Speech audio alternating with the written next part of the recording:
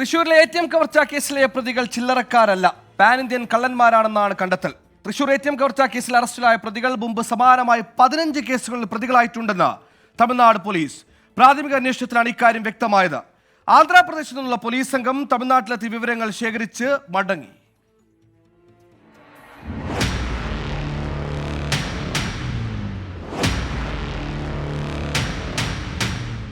ആന്ധ്രാപ്രദേശ്, ഹരിയാന, രാജസ്ഥാൻ എന്നിവിടങ്ങളിലാണ് പ്രധാനമായും സംഘം കവർച്ച നടത്തുന്നത്. കേസിലെ മുഖ്യ സൂത്രധാരനായ മുഹമ്മദ് ഇക്രാമും സാബിർ ഖാനും ചേർന്നാണ് സാധാരണ കവർച്ച നടത്താറുള്ളതെന്നാണ് പോലീസിന് ലഭിച്ച വിവരം. 2 വർഷം മുൻപ് കൃഷ്ണഗിരിയിൽ കവർച്ച നടത്തിയത് ഇരുവരും ചേർന്നാണ്.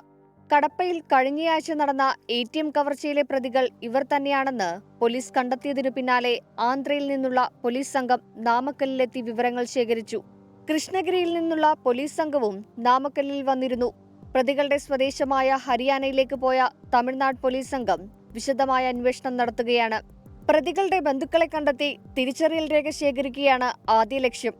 വിവിധ സംസ്ഥാനങ്ങളിലെ കേസുകളുടെ വിവരങ്ങൾ പോലീസിന് ലഭിച്ചിട്ടുണ്ട്. ഹരിയാനയിലുള്ള പോലീസ് സംഘം മടങ്ങിയെത്തിയ ശേഷം പ്രതികളെ വിശദമായി ചോദ്യം ചെയ്യും. 24 ചെന്നൈ.